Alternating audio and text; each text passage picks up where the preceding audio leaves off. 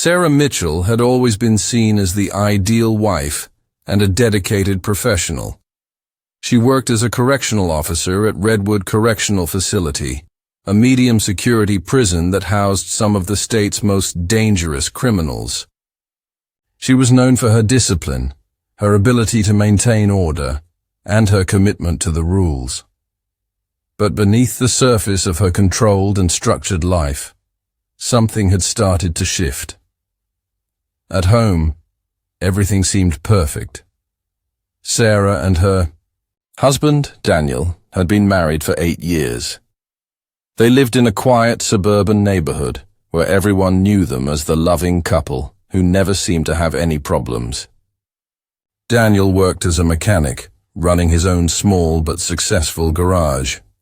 He was a man of routine, up early for work, home by 6, and always making time for Sarah. He adored her, believing they shared a strong and unbreakable bond. But something, inside, Sarah had changed. The long hours at the prison, the constant pressure, and the monotony of her life had started to wear on her. She began to crave something different, something that made her feel alive. That craving led her down a dangerous path, one that started with stolen glances and small favors, but quickly spiraled into something much darker. It began with Malcolm Reed. He was in his late 30s, serving a lengthy sentence for armed robbery and attempted murder. He had a reputation inside the prison, charming, manipulative, and always looking for an opportunity to exploit weaknesses. Sarah had noticed him watching her, and at first she ignored it. But over time, she found herself drawn to the way he spoke to her, the way he made her feel like she was special. It was a dangerous game, but she convinced herself she was in control. Then came Jason Carter. Younger, reckless, and just as dangerous, he had been convicted of multiple violent offenses. He was different from Malcolm, more aggressive, more demanding. And yet Sarah found herself unable to resist. What started as harmless interactions escalated quickly. She began sneaking in small contraband, extra food, handwritten notes, things that seemed insignificant at first. But soon, she was meeting them in restricted areas, engaging in secret encounters that violated every rule she had sworn to uphold. She told herself it was just a phase, something she could stop at any time. But deep down, she knew she had crossed a line she could never go back from. At home, Daniel remained oblivious. He still greeted her every evening with a warm smile, still held her close at night. He trusted her completely, never once suspecting that while he was working hard to build their future, she was risking everything behind prison walls. Sarah believed she was careful. She thought she had covered her tracks, that no one would ever know. She was wrong. Daniel had always been a strong, healthy man. He rarely got sick, never missed a day of work, and took pride in his ability to handle anything life threw at him. But lately, something felt off. It started with fatigue, an exhaustion so deep that no amount of sleep could shake it. Then came the weight loss, the constant headaches, and a lingering sense of weakness that made even the simplest tasks feel overwhelming. At first, he brushed it off. Maybe it was just stress, he told himself. Running a business wasn't easy, and with Sarah working long hours at the prison, their time together had started to feel more like a routine than a real relationship. He figured he just needed to rest, to take better care of himself.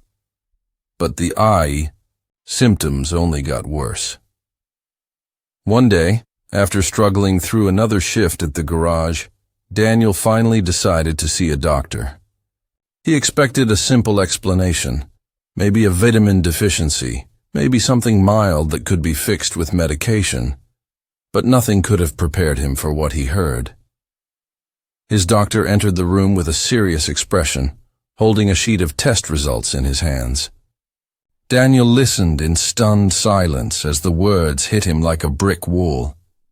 He had tested positive for HIV. Disbelief flooded his mind. There had to be a mistake. He had been faithful to Sarah their entire marriage, never once straying. He had never been involved in anything that could put him at risk. He sat frozen, his mind racing through every possible explanation. But there was only one answer, one source: Sarah. By the time he got home, his hands were shaking.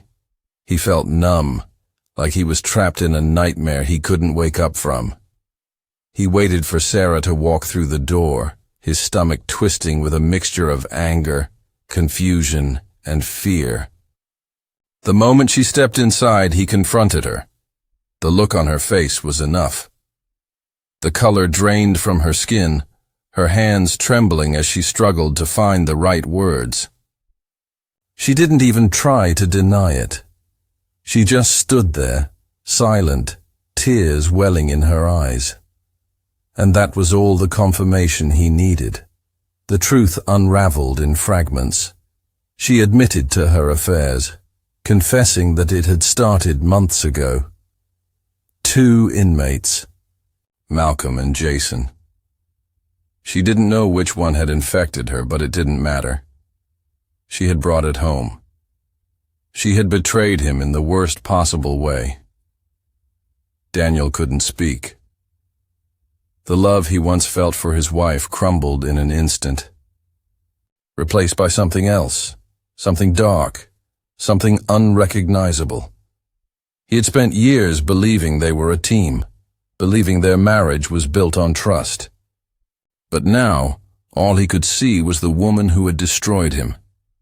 He wanted to scream, to break something, to make her feel even a fraction of the pain he was experiencing. But instead, he stayed silent. He needed time to think. He needed to figure out what to do next. Sarah thought she had confessed everything. She thought the worst was over. She had no idea what was coming. Daniel had always been a man of reason. He was not the type to act on impulse, even in the face of betrayal. But this wasn't just any betrayal. Sarah had destroyed his trust, his marriage, and worst of all, his health. He couldn't turn back time, but he could control what happened next. And he was going to make sure that the people responsible paid for what they had done. The first thing he did was gather information. He spent hours online researching Malcolm Reed and Jason Carter, the 2 inmates Sarah had been involved with. He looked up their criminal records, their past offenses, and anything he could find about their lives before prison. He wanted to know what kind of men had not only taken his wife but also condemned him to a life-altering disease. Malcolm was a career criminal, known for manipulating women and using them for his own gain. He had a history of exploiting people in positions of power, particularly female guards. Jason, on the other hand, was younger, reckless, and prone to violence. Both had nothing to lose, and both had seen Sarah as an opportunity rather than a person. Daniel's anger deepened as he uncovered more details. These men had played his wife like a pawn, using her to smuggle contraband and gain privileges. And she had been too blinded by whatever thrill she was chasing to realize it. He knew he couldn't go to the police with just his anger. He needed something concrete. So he started leaving anonymous tips. Using an encrypted email account, he contacted the prison administration, claiming that a female guard had been involved in inappropriate relationships with 2 high-profile inmates. He provided details only an insider would know, locations, specific schedules, and behaviors that would raise suspicion. It didn't take long for the investigation to begin. The prison was already on high alert due to past corruption scandals, and administrators wasted no time in pulling security footage, reviewing logs, and questioning staff. Other guards who had noticed Sarah's unusual behavior over the months started to come forward, confirming suspicions that something inappropriate had been happening. Sarah, completely unaware that Daniel was behind it, tried to act normal. She went to work as usual, thinking that the worst of her problems were behind her. But when she was suddenly pulled aside for questioning, panic set in. The evidence against her was overwhelming. Security logs showed unauthorized access to restricted areas. Certain inmates had received unapproved items. And then there were the testimonies. Whispers among staff that Sarah had been spending too much time around Malcolm and Jason. Within days, she was placed on administrative leave. Within weeks, she was arrested. The charge? Abuse of power, misconduct, and engaging in inappropriate relationships with inmates. Daniel watched from a distance as the woman who had shattered his life was now watching her own crumble. But his revenge wasn't complete yet. He still had one more move to make.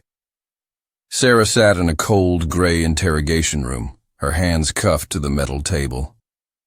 The walls around her felt like they were closing in as investigators laid out the evidence piece by piece. Security footage, suspicious activity logs, and witness statements. There was no way out. She tried to deny it at first, claiming it was all a misunderstanding, but the weight of the truth was too heavy to escape. Within weeks, she was officially charged and sentenced. Sarah had no idea how this information had leaked, but she didn't have time to wonder. The consequences were unfolding before her eyes. Malcolm was the first to fall. He had always been good at manipulating people, but there were some things even charm couldn't fix. Late one night, he was found in his cell, beaten beyond recognition. He didn't survive. Jason was next. He was attacked in the prison yard, barely making it out alive. Though he survived, he was left permanently disfigured and unable to defend himself against future attacks. The moment he left the infirmary, he was placed in protective custody, isolated from the rest of the inmates for his own safety. Sarah realized the harsh reality. Whoever had exposed them had done it with a purpose. Someone had orchestrated this, ensuring that neither man would escape unpunished. And now she was trapped in the same environment, surrounded by women who saw her as weak, vulnerable, and unworthy of sympathy. Her past reputation as a guard made her an easy target. Every time she walked through the halls, she could feel the stares, hear the whispers. The same inmates she once disciplined now had power over her. She tried to keep to herself, avoiding confrontation, but in prison, isolation was nearly impossible. One day, a group of women cornered her in the showers. They didn't say much, just a few taunts, a few cruel laughs, before one of them shoved her against the wall. It was a warning, a reminder that she was no longer in control. As she lay awake in her cell that night, bruises forming on her arms, she thought about Daniel. The man she had betrayed, the man she had begged for forgiveness. She had assumed he was too broken to fight back. She had underestimated him. And now, she was paying the price. Daniel stood outside his garage, watching. The sunset painted the sky in shades of orange and red. It had been months since Sarah's arrest, and life had taken on an eerie sense of normalcy. Customers came and went, bills were paid, and the world continued as if nothing had changed. But for him, everything was different. His body still bore the weight of the diagnosis, a silent reminder of what had been stolen from him. The virus coursing through his veins was a permanent scar, a punishment for a crime he hadn't committed. But while Sarah was locked away, suffering the consequences of her choices, Daniel had found a way to move forward. Not with anger, not with regret, but with control. From the beginning, he had orchestrated every piece of Sarah's downfall. It was Daniel who had exposed her to the prison administration, planting the seeds of suspicion. It was Daniel who had ensured the right people inside the prison learned about Malcolm and Jason's supposed cooperation with authorities. He had known exactly how the inmates would react, how the rules of prison justice worked. He hadn't lifted a finger, but he had set everything in motion. And now, Sarah was living a nightmare of her own making. Through the prison grapevine, he heard bits and pieces of what was happening to her. She had no friends, no allies. The guards treated her with contempt. The inmates saw her as prey. She spent most of her time alone, afraid to trust anyone. Every day was a battle for survival, a life filled with paranoia and regret. She had tried to reach out to him, letters, phone calls, desperate attempts to make amends. He never responded. There was nothing left to say. Daniel knew that revenge didn't erase the past. It didn't cure him or bring back the life he had before. But it gave him something else. Closure. He had taken back the power that Sarah had stolen from him. She had made her choices, and he had made his. Now she was rotting in the same system she had once worked for, while he was free. One evening, as he locked up his garage, he received a final letter from her. He didn't even open it. He tossed it into the trash, letting it disappear with the rest of the day's waste. Sarah had chosen her path, and now she was lost in it. As for Daniel, he wasn't a saint. He wasn't a hero. But he had survived. And in the end, that was enough.